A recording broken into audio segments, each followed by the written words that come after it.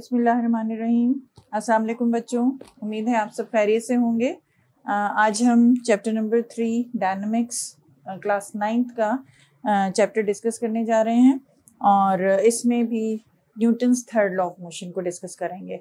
और इससे पहले भी हम न्यूटन्स फर्स्ट लॉ और सेकंड लॉ को डिस्कस कर चुके हैं और दोनों की जो ख़ास कंडीशंस अगर आप याद करें और रिकॉल करें तो वो क्या थी।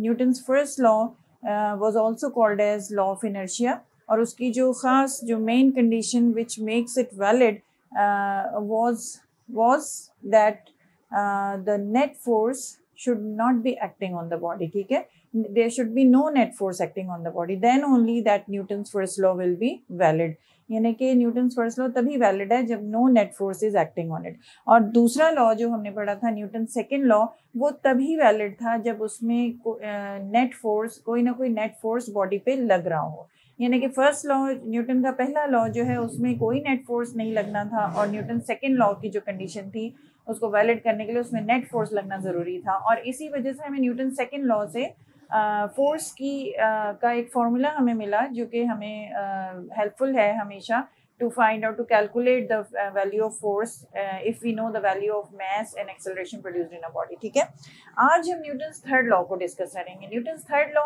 Is very different from the other two laws और इसमें जो बहुत इंपॉर्टेंट चीज़ है जो कि न्यूटन ने फर्स्ट टाइम मालूम की and that was that to every action there is an equal and opposite reaction.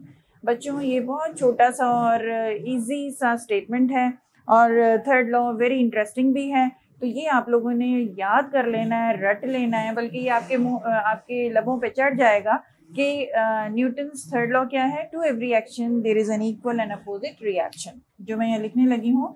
To every action there is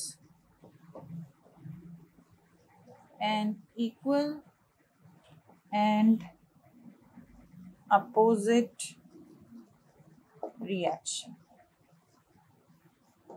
ठीक है, that is a statement for the Newton's third law. अब यहाँ पर हम ये जानना चाहेंगे कि ये एक्शन क्या है और रिएक्शन क्या है।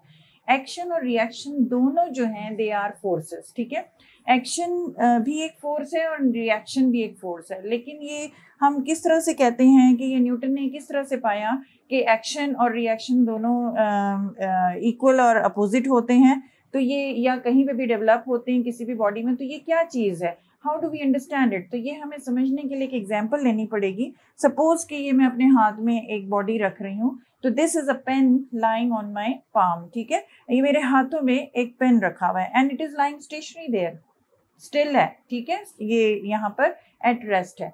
तो एक्चुअली क्या हो रहा है कि इस पे जो नेट फोर्सेस लग रहे हैं, इस पे जो टोटल फोर्सेस लग रहे हैं वो कौन कौन से लग रहे हैं, how many forces are acting on it.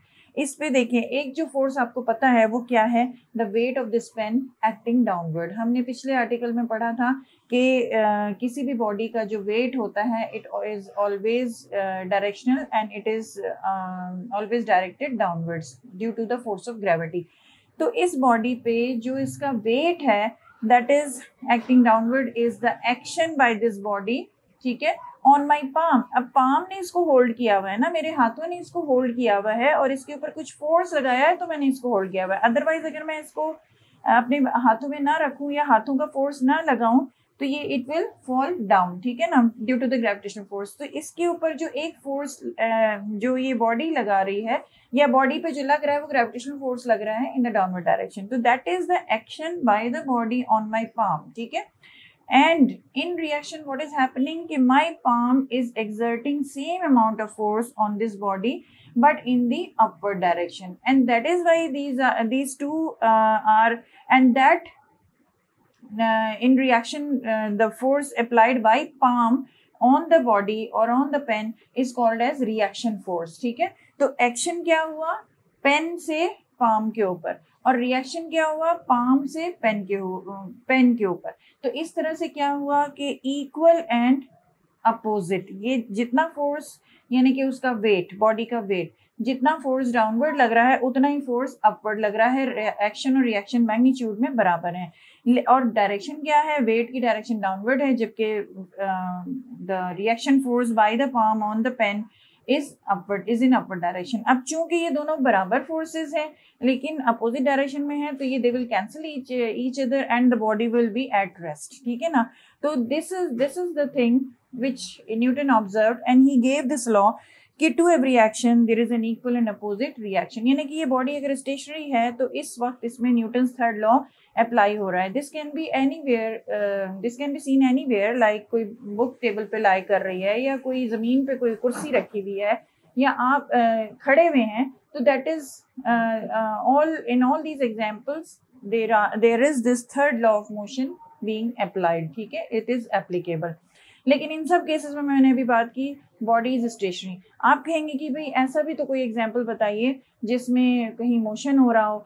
चलें इसको भी डिस्कस करने से पहले जहाँ पे मोशन हो रहा हो और वहाँ पर भी थर्ड लॉ अप्लाई हो रहा हो, तो वो उसको डिस्कस करने से पहले मैं एक बात और बताऊँगी कि ये जो एक्शन और रिएक्शन है they are applied on two different bodies. Like मैंने अभी बताया कि पेन से एक्शन क्या था, पेन पाम पे लगा रहा था, दैट वाज एक्शन, और रिएक्शन क्या है, पाम पेन पे लगा रहा था। ऐसा नहीं था कि एक ही बॉडी पर एक इधर से फोर्स लग रहा हो और एक इधर से फोर्स लग रहा हो, ये भी 2 न्यूटन हो और ये भी 2 न्यूटन हो, तो these are of equal magnitude, बराबर मैग्नीट्यूड के हैं और डायरेक्शन भी अपोजिट है। तो आप कहेंगे कि भाई इस बॉडी पर third law of motion applicable हो रहा है। No, here third law of motion will not be applicable because both the forces are acting on the same body.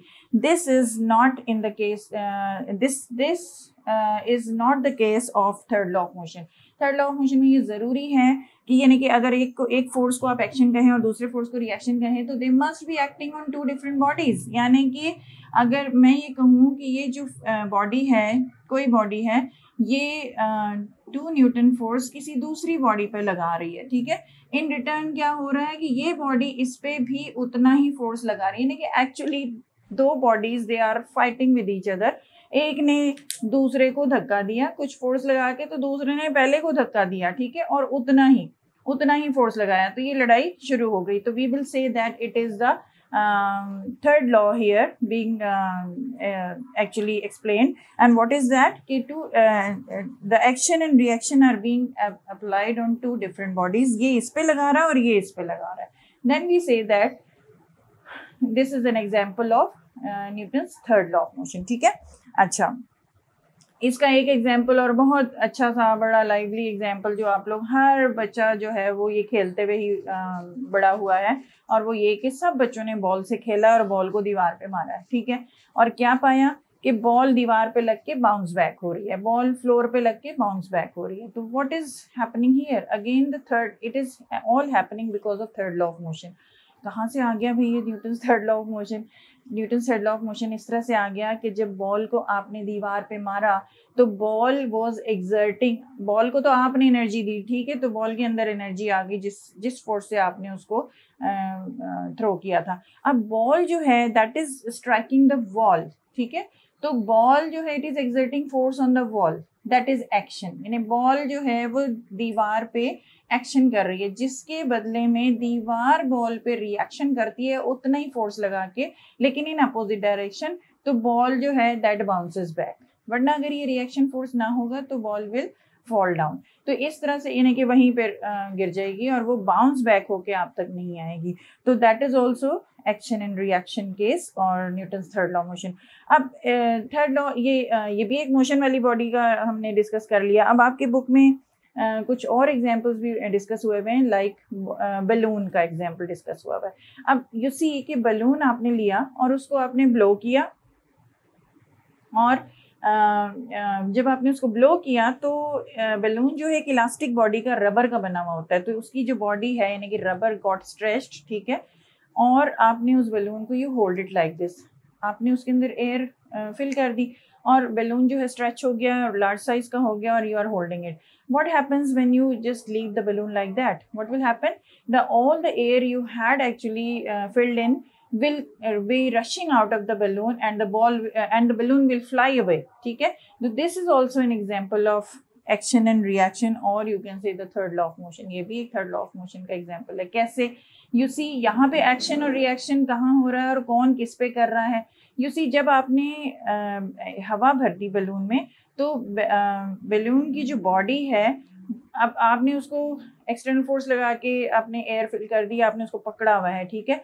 तो जैसे ही आपने ये बलून को छोड़ा तो व्हाट हैपेंड कि जो बलून की जो बॉडी है it is exerting force on all the air which is actually inside it, ठीक है। तो जिसकी वजह से क्या होगा, that is the action, जिसकी वजह से all the air will be rushing out, will be coming out of the balloon, ठीक है ना। तो जिससे that is the action by balloon on the air, balloon ने एयर के ऊपर एक्शन किया।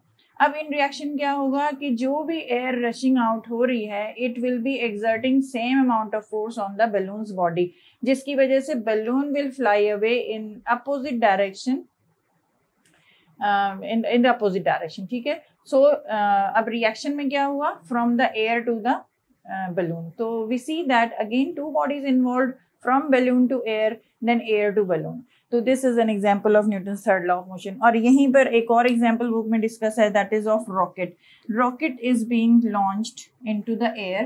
तो यहाँ पे भी Newton's third law apply होता है या action reaction का case होता है। तो can you guess कि यहाँ पे कौन सी body किसके ऊपर reaction कर रही है और कौन सी body किसके ऊपर reaction कर रही है। We see that कि rocket के अंदर fuel होता है, ठीक है। Fuel is in the form of hydrogen और ऑक्सीजन और जो भी उसके अंदर चीजें मौजूद हैं, that fuel is being burn and lots of gases are there which are being allowed out of some opening here. जो सारी की सारी फ्यूल के बर्न करने से जब आप उसको ओपनिंग को ओपन कर देते हैं तो दैट एयर और gases they rush out in the downward direction. तो here this is the action being done by the fuel to the gases, ठीक है ना।